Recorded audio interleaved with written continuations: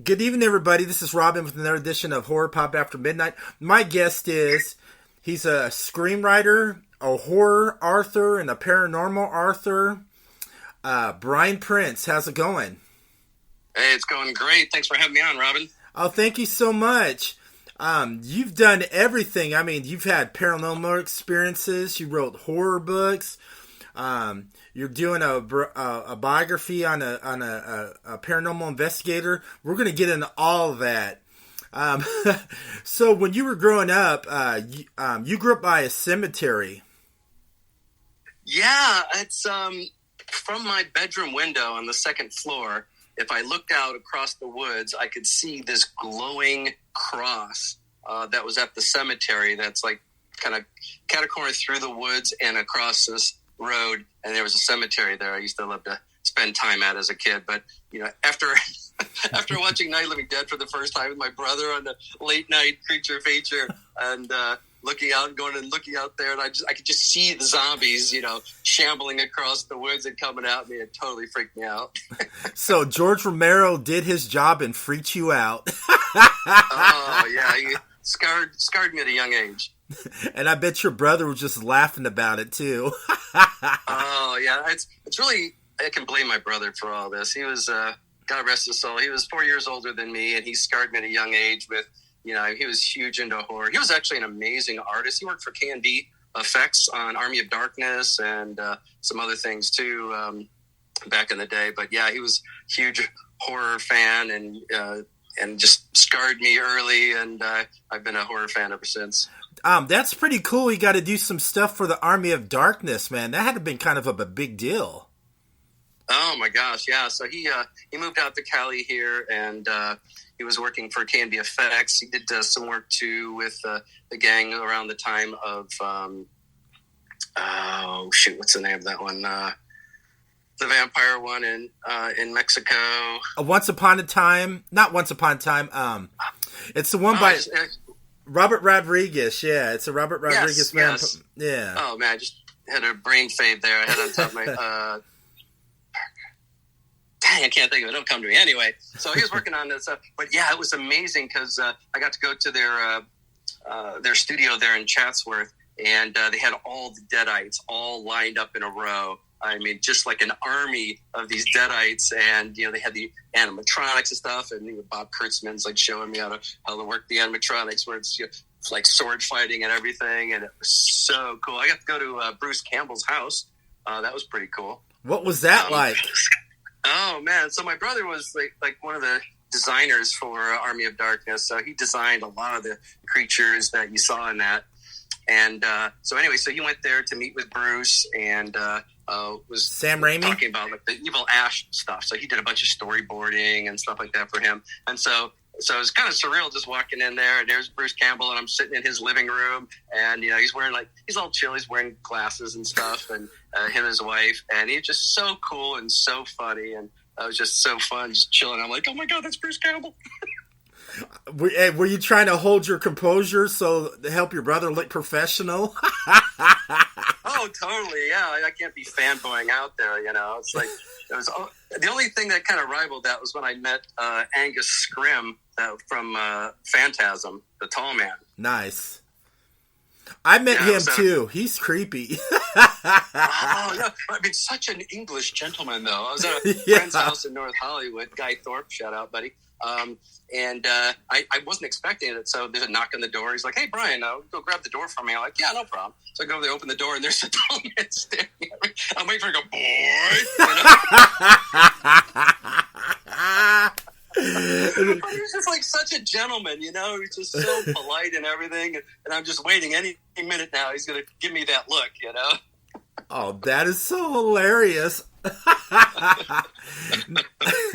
That's great. So, tell me a little bit about your UFO Bigfoot story you were working on, or were working on. Oh, well, actually, those are two different stories.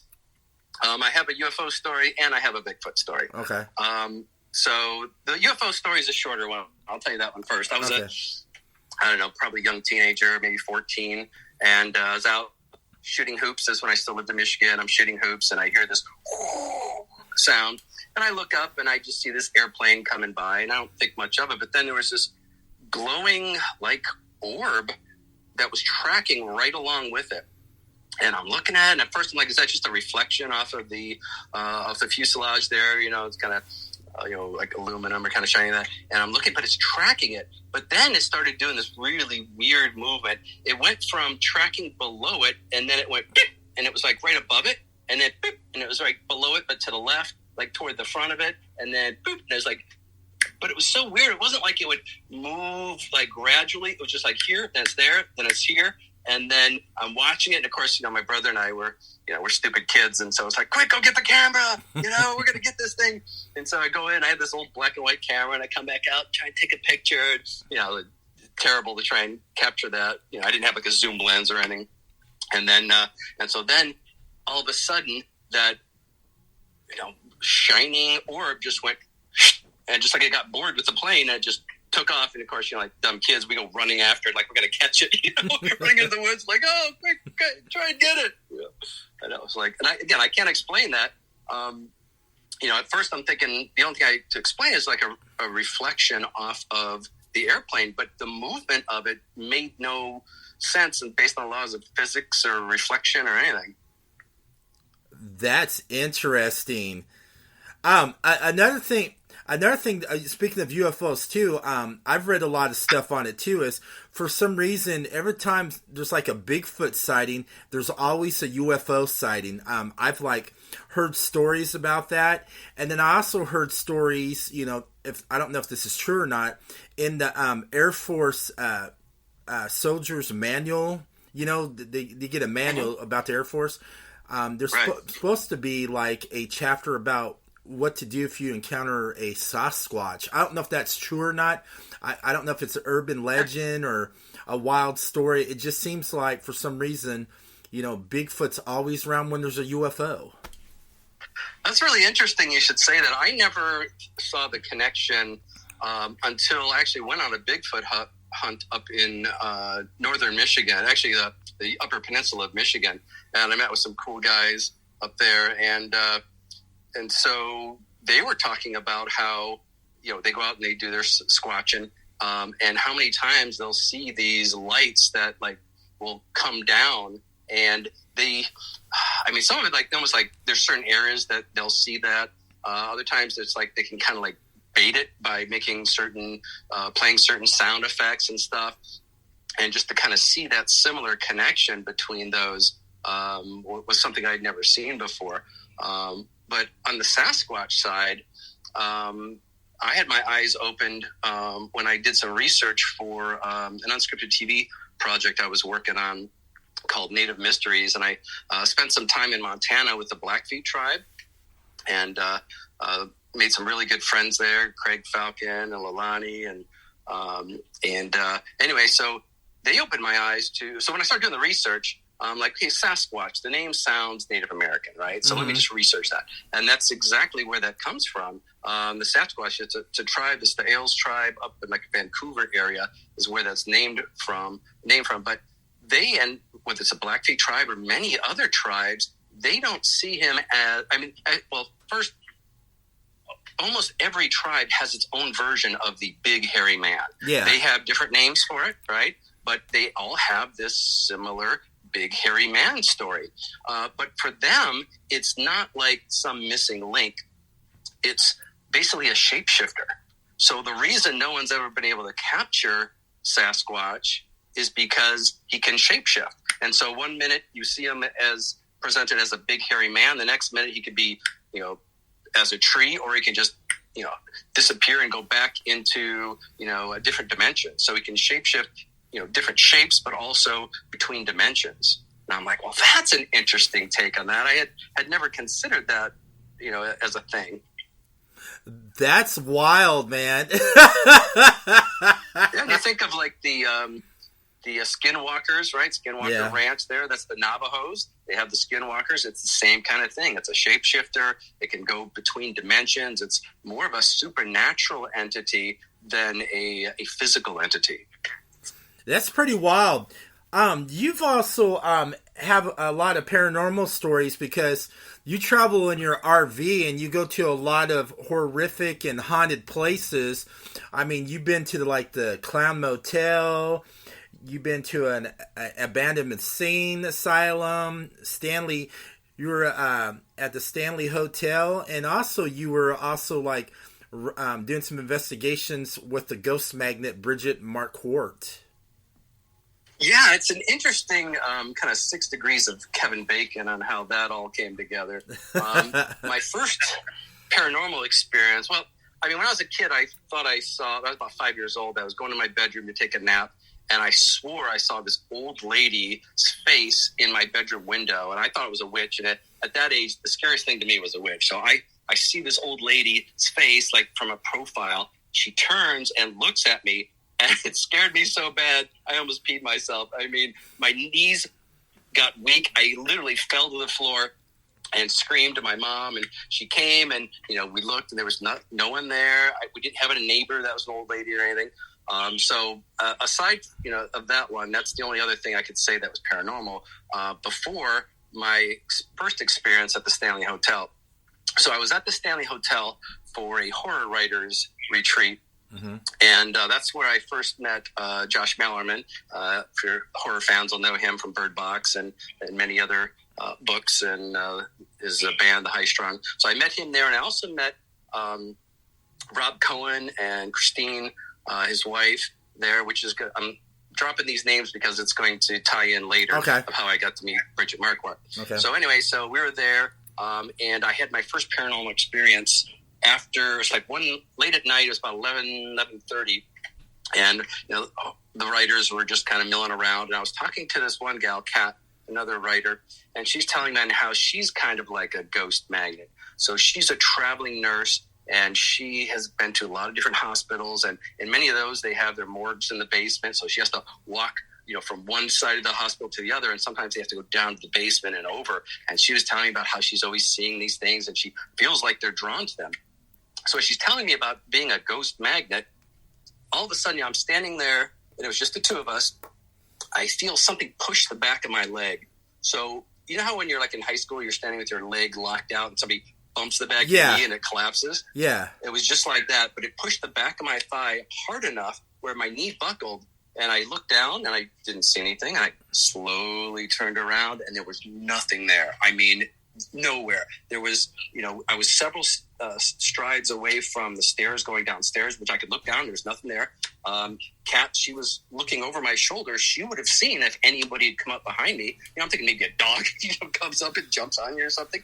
And there was nobody there. But like I said, it physically interacted with me. It pushed me hard enough to buckle my knee. Ooh. And that was that was mind. So that kind of opened me up to okay.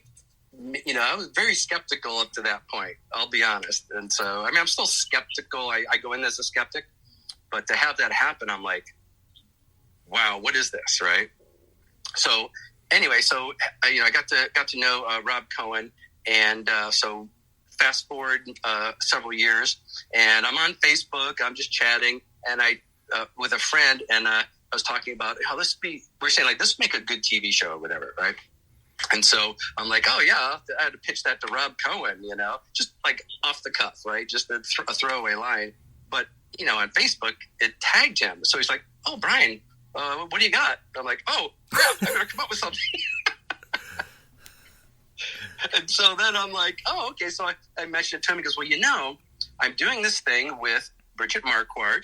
And it's funny, I knew her as the ghost magnet. I didn't know that she was a Playboy Playmate. It shows how naive I am. She was on the Girls Next Door.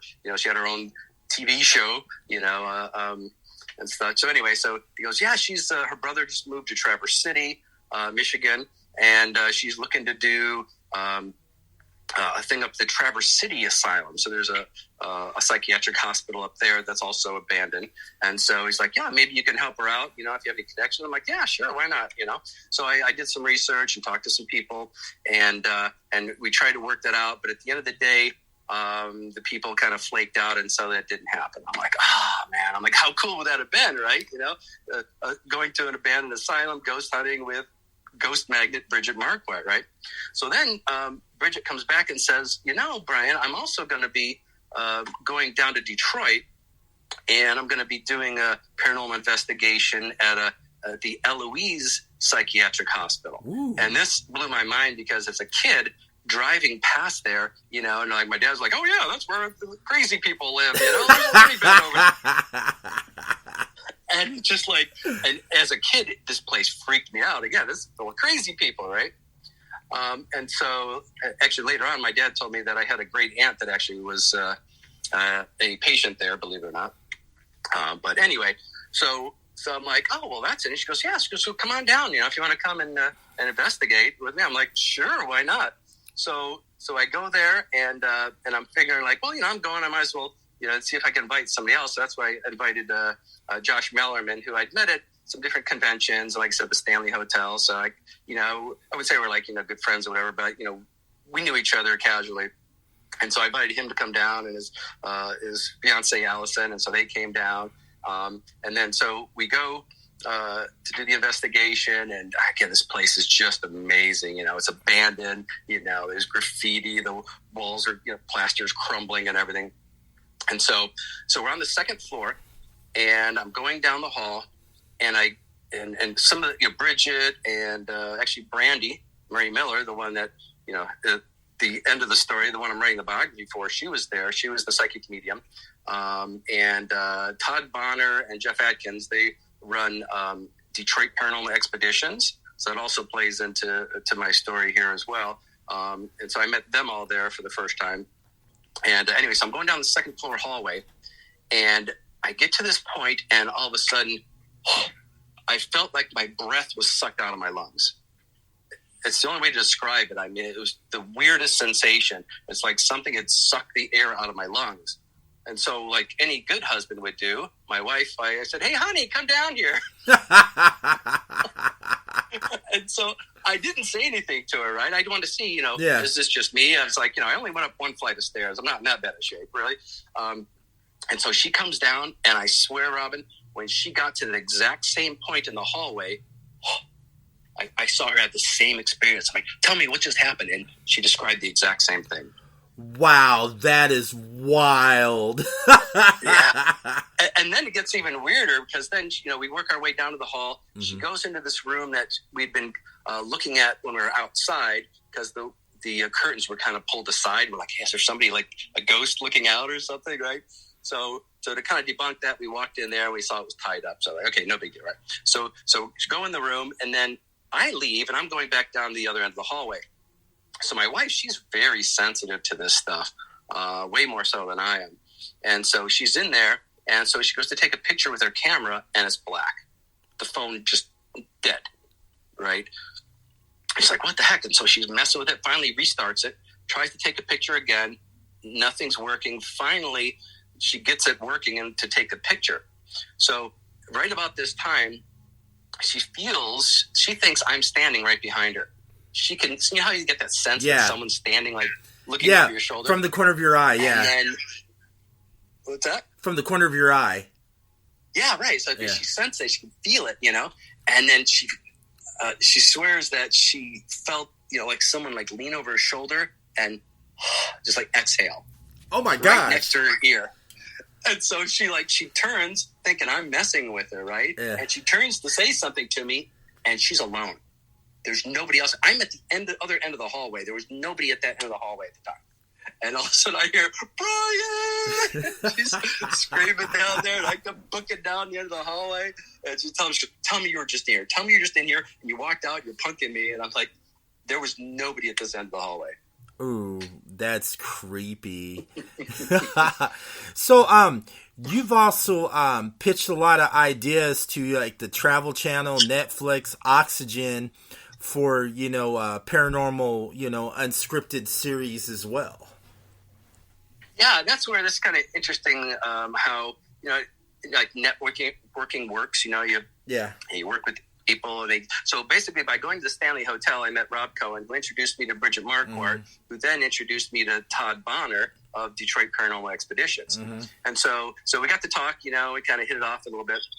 And then a few months later, he hits me up. He goes, "Hey, Brian, I just got this production company that's interested in doing a paranormal show, and they want Detroit Paranormal Expeditions to be the stars of it. So it was going to be Brandy was going to be the psychic medium, and Todd and Jeff as the investigators.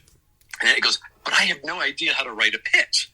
He's like, he goes, I know you're a writer. Maybe you can help me with that. I'm like, sure, why not? So I put together a pitch for that. We pitched that to Travel Channel, and we pitched a couple other shows to Travel Channel. And just as we were starting to make progress, I mean, we had the director of development going, oh my gosh, this would make some great TV, right? And then COVID lockdowns hit, and then they put a lock on everything. And then they decided to start their streaming service. They're like, oh, well, hold on, wait till we get the streaming service thing figured out. And then they decided to do a merger with HBO and Warner Media and all that stuff. And so everything got all tangled up, and didn't actually come about. But in that process, I got to pitch the Native Mysteries series to Netflix. I had a true crime show that we pitched to ID Channel, Oxygen, and so so we've been in the room. We had stuff pitched. It's gone all the way up to the top levels, but there's always like one thing or another where it doesn't. You sign the co-production agreements, but again, a lot of that was just killed by COVID, which is really, really sad and frustrating. But I'm still taking swings and pitching screenplays and writing prose and stuff. So just keep swinging. Now let's talk about Brandy Marie Miller from 28 Days Haunted. When you were speaking how you met up with her and all that, how'd you guys end up? Right now, you're doing her biography. Yeah, that was interesting. Again, I just met her at Eloise. I love telling people, like, well, how did you guys meet? Oh, we met at an insane asylum. Like, oh, but before you judge me, though, okay, we weren't inmates. Okay, it was abandoned, and we were ghost hunting at the time. Okay, yeah. So just put some context there. Okay. But similar with Todd, she's like, hey, Brian, I've always wanted to, do my biography. She said, but I'm not a writer. Would you be interested in writing my biography and writing my memoirs? And at first, I'm like, I don't know. I mean, everything I write is fiction. So I thought about it, and then she got she had just finished doing 28 Days Haunted for Netflix, and it was just a crazy experience for her. And so I started talking to her. I said, well, just tell me a little bit about your life. What is it like to be a psychic medium? And it's like, can you imagine seeing dead people from the time you're 5? Oh, that'd be freaky. I'd be freaking out. I know. I mean, right now it'd freak you out. Can you imagine a 5-year-old, right? Yeah. And so she starts telling me story after story after story. There was this man in white that would stand in the corner of her bedroom. Was the first one she saw. And then there was the dingy man. She was a character that was this dark, evil character that was kept trying to convince her to hurt her little brother and do bad things and stuff. And it's just like, man. And then she starts talking about shadow people, and her first paranormal investigation was at Waverly Hills. Just like, holy crap. And the more she starts telling me, I mean, just story after story that'll just make the hair on your neck stand up, and chill your spine. I'm like, oh my gosh, we got to tell this story. And so basically it starts off with her background, from 5 years old saying, I see dead people, to getting started as a paranormal investigator. And then the final third of the book is her experience of doing a TV show, being the star of a paranormal investigation show, and being locked down for 28 days straight in an extremely active haunted location. That would drive me up the wall, man. I'd be going insane, man. I don't. I mean, she's picking up everything. Gosh, her mind must have exploded. Oh yeah, I mean, and that's the thing too. It was not just can you handle a ghost of someone who murdered their entire family? Okay, let's start with that, right? Plus, there was a demonic presence there, but just the whole psychological experience of being locked down. I mean, we went through COVID, like, oh, well, I had to stay in my house for a little bit. I couldn't go out to it's like 28 days straight in a haunted location. She was not able to leave at all. So 24/7, and again, especially someone like her, she can't just like turn it off. right? So she'll be lying there. She'll be hearing like voices and whispers and things trying to touch her and trying to get her attention. And hey, and hearing footsteps and there's nobody there. And it's like, oh my God, like how did you not go crazy yourself? Wow, that's unbelievable. And then you're also writing. You're also writing a horror book too, and you also have a screenplay that you're going to do a horror film on, right? Yeah, so I do. I write, kind of bounce back and forth between writing prose and screenwriting. So I've been publishing a lot of different anthologies. I have one that just dropped April 17th called "Hidden Villains Arise" from Inked Publishing.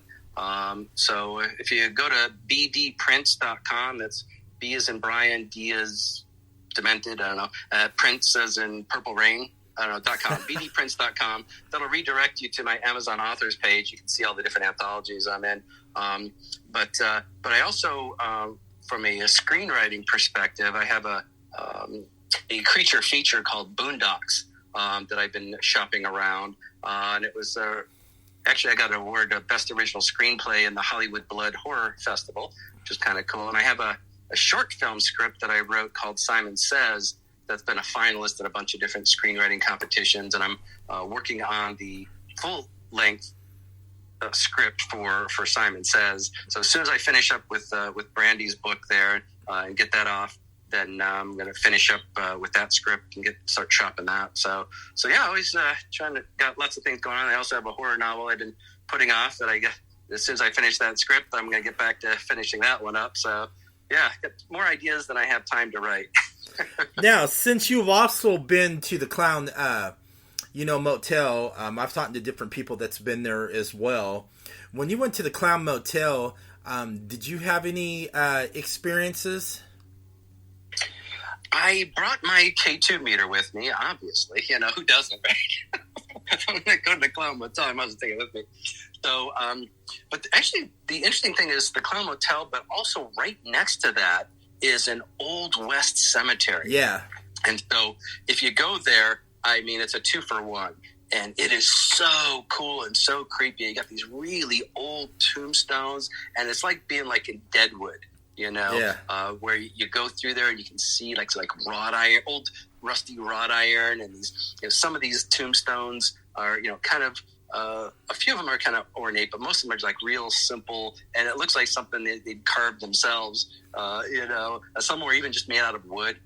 But you get a really just kind of a heavy feeling when you go out into that cemetery. But the Clown Motel, I did have my K2 meter with me, and I stayed in the Pennywise room. So I did get a couple of flashes on that, but nothing like at the Stanley Hotel or Eloise or the Ohio State Reformatory, where Shawshank Redemption was filmed. I went there with Brandy, and then one more quick story there. So we're on like the fourth tier there of the prison cells, and we're walking down there, and she's telling me about like, oh yeah, down this way there was a cell where one of the cellmates lit himself on fire and basically committed suicide because he couldn't take being trapped in this prison. And so as we're walking, my wife was with me, and all of a sudden I hear her squeal, and I'm like, what the heck? And she's like grabbing her back, and Brandy turns around and goes, oh yeah, there's a guy that's shanking you right now. Being shanked by a ghost. Seriously, it's like my wife, she's grabbing like where are her kidneys there, where someone would shank you. You got this ghost of the ship just like shanking away at her. She's like, what the hell?